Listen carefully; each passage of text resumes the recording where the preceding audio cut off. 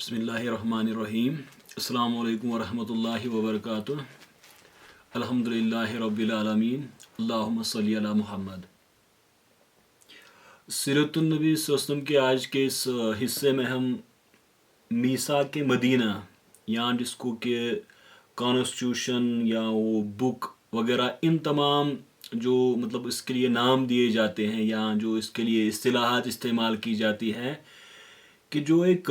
معاہدہ ہوا تھا حضور صلی اللہ علیہ وسلم نے جو کیا تھا، اور پھر اس کی بڑی ایک تاریخی حیثیت ہے کہ یہ اس کو جو اسکالر اس پہ کچھ کام کرتے ہیں، کچھ ان میں سے یہ کہتے ہیں کہ یہ دنیا کا سب سے پہلا ریٹن کانسٹیٹیوشن، تو اس لیے دستور اس کو کہتے ہیں. تو ہم ان تمام چیزوں پہ ہم بات کریں گے. تو اصل میں یہ کب ہوا تھا، تو اس پہ بڑا ڈیبیٹ ہے، کیونکہ اس کے جو آرٹیکلز ہے تقریباً وہ 47 کے قریب جو ہمارے پاس موجود ہے، تو اس سے پتہ چلتا ہے کہ اس میں دو طرح کی باتیں. ایک تو اس میں استعمال کیا گیا ہے مسلمین اور مومنین، تو پھر اس میں قریش کا نام آیا ہے اور یثرب کے لوگوں کا نام آیا ہے. پھر اس میں یہود کے بارے میں آرٹیکلز آئے ہیں. تو اس سے یہ جو اسکالرس نے کام کیا ہے، انہوں نے اس پہ یہ تحقیق کی ہے کہ یہ دو معاہدے اصل میں ہوئے تھے، یعنی دو پیکٹس یا کانویننٹ جس کو کہتے ہیں، کہ وہ ایک طرح کی ٹریٹی، یہ دو بار یہ ہوا تھا. تو اس میں سب سے پہلے یہود کے ساتھ ہوا تھا. تو اب یہود میں جو اس میں قبائل تھے جو بڑے تھے وہاں پہ، بنو نذیر، بنو قریظہ اور بنو قینقاع، وہ تو نہیں تھے. البتہ اس میں جو بنو عوف تھے، اسی طرح سے پھر بنی نجار، پھر یہود جو بنی حارث سے تھے، یہود جو بنی ساعدہ سے، اور یہود جو بنی جشم سے، اسی طرح یہود جو بنی اوس سے، پھر بنی ثعلبہ سے. تو یہ تمام وہ ایسے یہودی تھے جن کے ساتھ یہ معاہدہ ہوا تھا. تو اب اس میں جو روایات جو آئی ہے اور جس طرح کی باتیں اس میں آئی ہے، تو اس پہ یہ کہا جاتا ہے کہ یہ جو غزوۃ البدر، یعنی جس کو کہ غزوہ بدر یا بیٹل آف بدر جس کو کہ ہم کہتے ہیں، اس سے پہلے یہود کے ساتھ یہ معاہدہ ہوا تھا. اور پھر جو انصار اور مہاجرین کے درمیان حضور صلی اللہ علیہ وسلم نے کروایا، تو اس کا ہمیں پتہ چلتا ہے کہ یہ بدر کے بعد ہوا تھا. تو شاید وہ تحویل قبلہ، یعنی جب قبلہ بیت المقدس کی طرف چینج ہوا تھا. تو اب اس میں یہ بات پہلے کہ یہ دو پیکٹس تھے، یا دو جو آپ وہ اس طرح وہ الائنس جب ٹریٹی کرتے ہیں، اس طرح کی آپ اس کے لیے اصطلاحات استعمال کر سکتے ہو. تو دو تھی، ایک جو یہود کے ساتھ جو جیوز تھے وہاں پہ، جن کے وہ چھوٹے چھوٹے قبائل تھے، تو وہ بدر سے پہلے ان کے سے، یعنی حضور صلی اللہ علیہ وسلم جو مدینہ تشریف لے آئے تو اسی ٹائم وہ ہوا تھا. اور اسی طرح سے جو مہاجرین اور انصار، کیونکہ وہ بدر میں جب وہ ایک فتح نصیب ہوئی مسلمانوں کو، اس کے بعد وہ ہوا. تو اب اس میں ایک بات یہ سمجھنے والی ہے کہ یہ جو حدیث کی ہماری بڑی سٹینڈرڈ بکس ہے، جس طرح سے ہمارے پاس بخاری، مسلم وغیرہ ہے، تو جتنے بھی یہ سارے آرٹیکلز ہیں ان میں سے کسی کتاب میں پورا جس طرح وہ کانسٹیٹیوشن اس پہ بات کرتے ہیں، یا جو سارے آرٹیکلز ہیں وہ ان میں نہیں آئے ہیں، ان بڑی حدیث کی معتبر ترین کتابوں میں، بلکہ سیرت اور تاریخ کی کتابوں میں ابن اسحاق وغیرہ جس نے سو نقل کیا ہے. تو اس طرح سے اس پہ جو ڈیبیٹ ہے کہ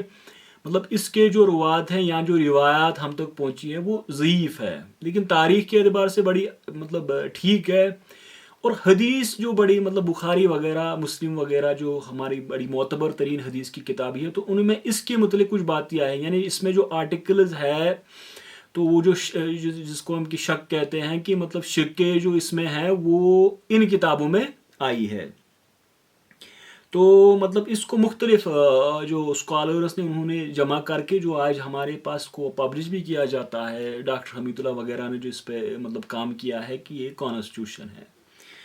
تو اب اس پہ ہم بات کرتے ہیں کہ یہ واقعی کانسٹیٹیوشن تھا یا کہ یہ کوئی ٹریٹی یا پیکٹ تھا. تو اس میں یہ بات سمجھنے والی ہے کہ ایک اس پہ اعتراض کیا جاتا ہے کہ شروعات میں ہی حضور صلی اللہ علیہ وسلم ایسا نہیں کر سکتے تھے کہ وہ ایک اتھارٹی بن کے پھر وہ ایک کانسٹیٹیوشن لکھواتے اور پھر سارے لوگ اس پہ آمادہ ہو جاتے، یعنی کنسنسس بلڈ کرتے. تو یہ اعتراض کیا جاتا ہے کہ اس سے پتہ چلتا ہے کہ یہ معاہدہ ایک الائنس کے لیے جو مختلف قبائل تھے وہاں پہ، تو ان کے درمیان ہی آپ صلی اللہ علیہ وسلم نے کروایا. تو اس لیے وہ مطلب اسکالرس پہ بات کرتے ہیں کہ اس کو کانسٹیٹیوشن یا دستور اس کا نام نہیں دینا چاہیے، بلکہ اس کو ایک پیکٹ کا کہنا چاہیے یا معاہدہ، یا جس طرح میثاق اس پہ بات ہوتی ہے. تو اب اس پہ تو ڈیبیٹ ہو سکتا ہے کہ واقعی مطلب حضور صلی اللہ علیہ وسلم نے یہ کانسٹیٹیوشن ہی لکھوایا تھا، یا یہ اس طرح باتیں کرتی یعنی معاہدہ تھا، مطلب کویننٹ تھا یا ٹریٹی وغیرہ تھی. لیکن یہ بات تو یقینی ہے کہ بالکل جو عقبہ کی مطلب تیسری بیعت جو ہوئی تھی یا دوسری بیعت جو ہوئی تھی، تو اس کے بعد ہی حضور صلی اللہ علیہ وسلم کو تسلیم کیا گیا تھا کہ آپ ایک اتھارٹی ہے. تو اسی طرح عبداللہ ابن ابی جس کو کہ اب بادشاہ وہاں کا بننا تھا، تو اس سے مطلب وہ منصب ہی چھین لیا گیا تھا. تو اس سے یہ باتیں مطلب پتہ چلتی ہے کہ بالکل ہجرت کے بعد ہی حضور صلی اللہ علیہ وسلم جو مدینہ یا یثرب جو اس ٹائم کا یثرب جو تھا،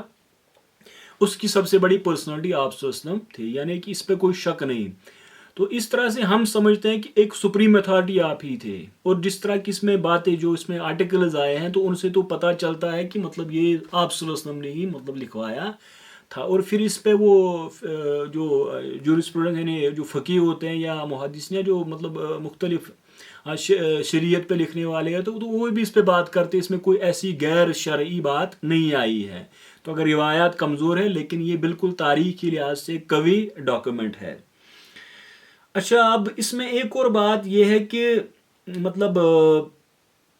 ایک لفظ اس میں آیا ہے، یا جو مطلب اس میں ایک بات آئی ہے جو بڑی ضروری یہاں پہ سمجھنے والی ہے، وہ یہ ہے کہ اس کا مطلب جو آج جو ہمارے پاس ہے اس کا اچھا آرٹیکل 25، تو اس میں یہ آیا ہے کہ ان الیہود بنی اوفن امتم مال مومنین، یعنی کہ جو یہود بنی اوف میں سے جو یہود ہے وہ مومنوں کے ساتھ ایک امت ہے. تو اس پہ بڑا ڈیبیٹ آیا ہے کہ یہ اصل میں امت، کیونکہ امت تو ہم حضور صلی اللہ علیہ وسلم جو ایمان لے آئے جس طرح سمجھتے ہیں،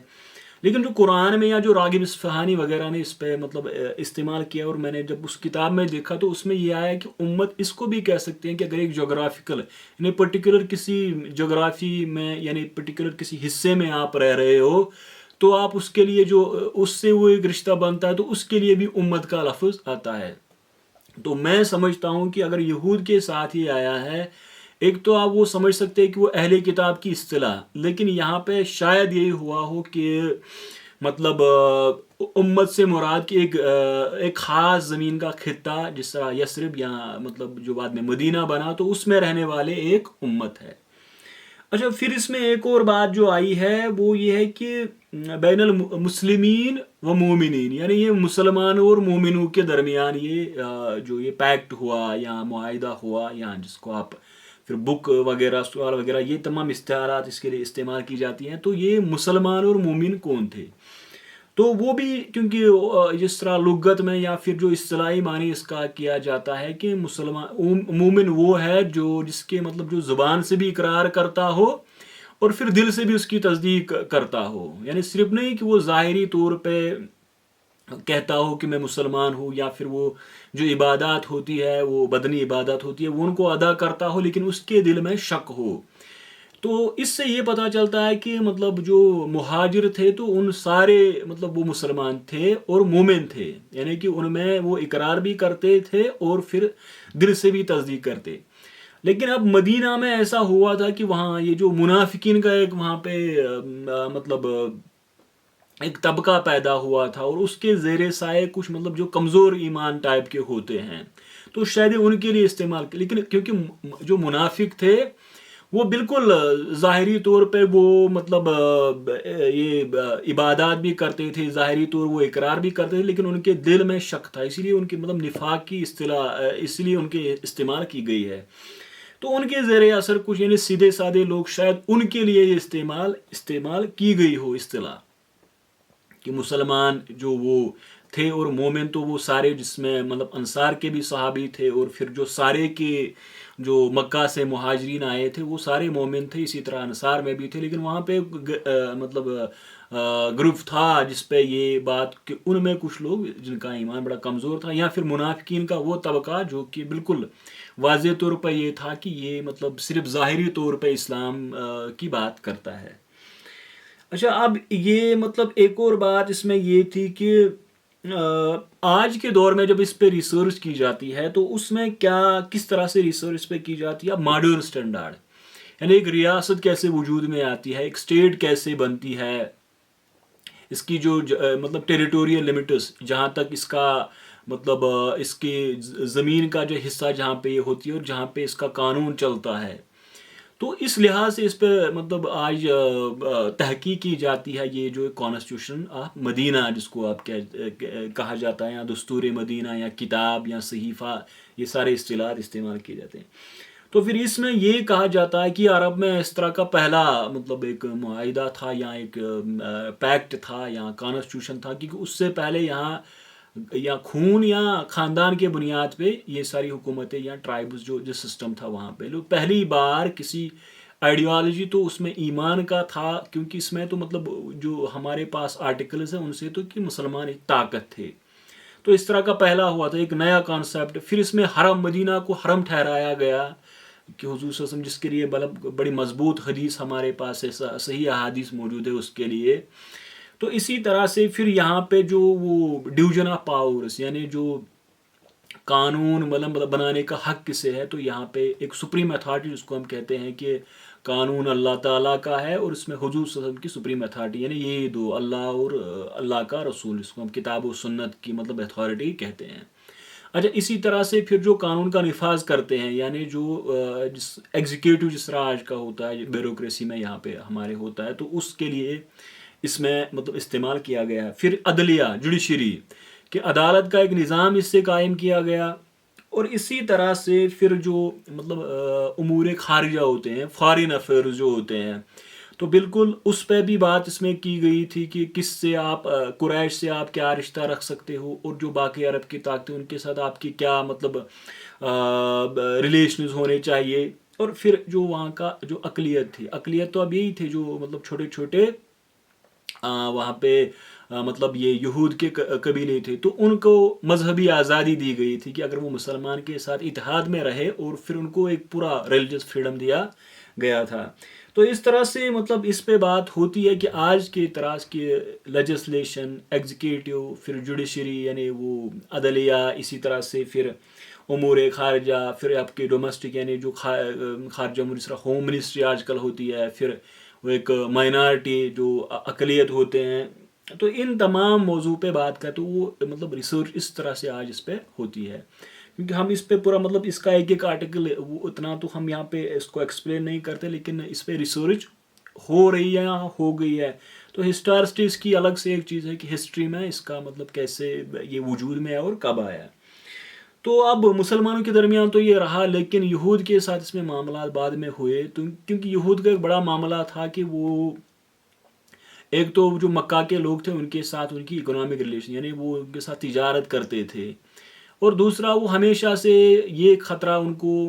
لاحق تھا وہاں پہ کہ اگر اوس اور خزرج ایک ساتھ ہو گئے تو یہود کے لیے ایک بڑا خطرہ. تو اسی طرح وہ اسی وجہ سے وہ بنو قینقاع، بنو نذیر اور بنو قریظہ وہ اس سے الگ رہے. لیکن جو وہ چھوٹے قبائل تھے وہ بھی زیادہ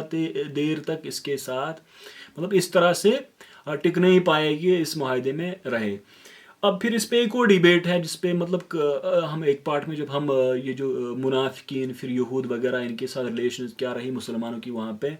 تو ان کے ساتھ ایک معاملہ یہ تھا کہ وہ مطلب یہود جو تھے وہ یہ نہیں مطلب زیادہ دیر تک اس کے ساتھ رہے. تو پھر ان میں سے بنو قریظہ وہ اس پہ ہم بات کریں گے. تو اصل میں مطلب مہاجرون کے سمبل کا ایک مضبوط طریقے سے رہا. تو اب اس پہ بات یہ ہوتی ہے کہ یہ کانسٹیٹیوشن تھا تو وہ بھی ایک ریسرچ اس طرح سے بھی ہوتا ہے. کچھ اس کو صرف ایک پیکٹ کہتے ہیں کہ یہ ایک مطلب معاہدہ ہوا تھا یا میثاق ہوا تھا، اور کچھ اس طرح سے بات کرتے ہیں کہ مطلب اس کی ہسٹورسٹی پہ، کیونکہ صحیح احادیث میں پورا یہ اس کا متن ذکر نہیں ہوا ہے، اس کے چھوٹے چھوٹے وہ اقتباس یعنی چھوٹے چھوٹے جو آرٹیکلز ہیں وہ بحث میں آئے ہیں. تو یہ مطلب اس کا ایک تھا کہ اس سے جو ریسرچ ہوتا ہے کہ ریاست مدینہ وجود میں آ گئی، جس کا مدنین اسٹیٹ وہ وجود میں آ گئی. اور پھر ریاست کا جو ایک اسٹیل فریم ہوتا ہے، یعنی ریاست کیسے مطلب کھڑی ہوتی ہے اور اس میں کیا آرگنز ہوتے ہیں، وہ کیسے کام کرتے ہیں. تو اس وجہ سے یہ ایک پہلا اس طرح کا مطلب ڈاکیومنٹ تھا، اور اس طرح دنیا میں یہ پہلا تھا ریٹن، کیونکہ یہ لکھا گیا تھا. اور اس میں جو کہتے ہیں کہ وہ ذوالفقار جو حضور صلی اللہ علیہ وسلم کی تلوار تھی اس کے ساتھ اس کو مطلب باندھ کے رکھا گیا تھا. تو یہ ساری کہ ریاست مدینہ اس جو کانسٹیٹیوشن آپ اس کے لیے استعمال کر سکتے ہو یا میثاق یا جو پیکٹ،